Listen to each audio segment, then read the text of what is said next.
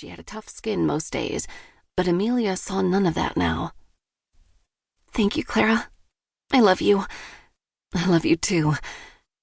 Clara threw her arms around Amelia, giving her a long, tight hug that brought all the warmth back into Amelia's bones before she faced the guests again. With a deep breath, she headed down the aisle, leaving Amelia alone. She told her feet to move. They refused. Time seemed to slow down, her skin flushing too hot.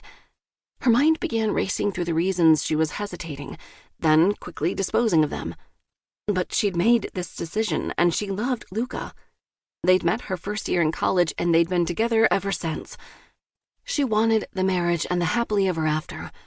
Amounting this to stage fright, she stuffed the remainder of those quivers away and straightened her shoulders, ready to get on with her future. Off to the side of the groomsmen, the violinist switched to a different song right as Clara reached Maisie. Both her sisters smiled at her from the end of the aisle. Amelia hung on to that, the knowledge that this day would have made so many people happy, especially her late parents and grandparents, and all the people who loved her deeply. She started down the aisle, gazing over the guests as they rose from their seats, family and friends from all walks of Amelia's life, but her focus narrowed on one: Beckett Stone. His sandy brown hair never really had a style, and his gray eyes always screamed pure trouble. He had been the man Amelia thought she'd marry one day, her high school sweetheart, also her greatest disappointment. Beckett stood next to Maisie's fiancé, Hayes Taylor, with Clara's husband Sullivan Keene on his other side.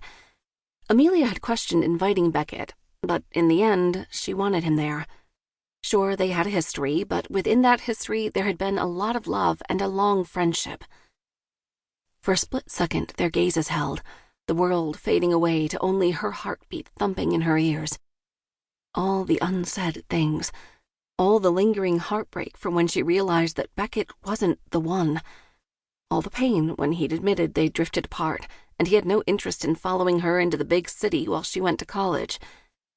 She ripped her gaze off him, setting it on Luca waiting for her at the end of the aisle. Beckett broke promises. Luca hadn't broken a single one.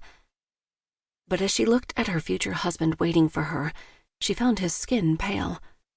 A few inches taller than her, Luca fit into city life with his fancy suits, including the tux he wore now, and his styled dark hair.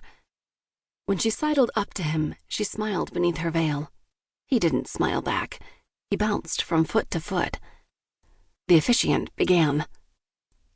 "Today we're here to celebrate." "Wait." Amelia's blood ran ice cold at the desperation in Luca's voice. She'd never heard that voice come from him before. He mumbled incoherent things before he said, "I can't. I'm sorry, Amelia. I can't do this." Gasps filled the space, loud chatter brushing across Amelia's ears. A flush of adrenaline tingled through her body as she flipped up her veil. "What?" she snapped. Luca looked over his shoulder at his parents and his grandmother, who gazed on in horror. "I'm sorry," he said softly, his voice shaking. "I got wrapped up in it all. He turned to Amelia. "I'm sorry.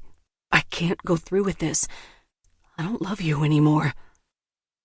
The world began to crash around Amelia as Luca nearly fell and spun to run away, only something stopped him. Beckett's fist. The punch hit Luca dead center in the nose. He soared backward, landing hard on the floor between the chairs, like all of Amelia's hopes and dreams. The barn chilled with the heavy stillness until Maisie's sigh broke the shocked silence. "Now this I expected," she said. 1. 2 weeks later. At a little after 9 o'clock in the morning, Amelia stepped out of the Uber, feeling like a different woman than the one whose life abruptly took a rattling sharp left into the trash 14 days ago. "Thanks," she said to the driver, who had already gotten her luggage out of the trunk. "Take care," the driver replied before getting back in his car and driving away. Amelia faced the big white colonial-style farmhouse located in the small town of River Rock in the gorgeous Colorado country.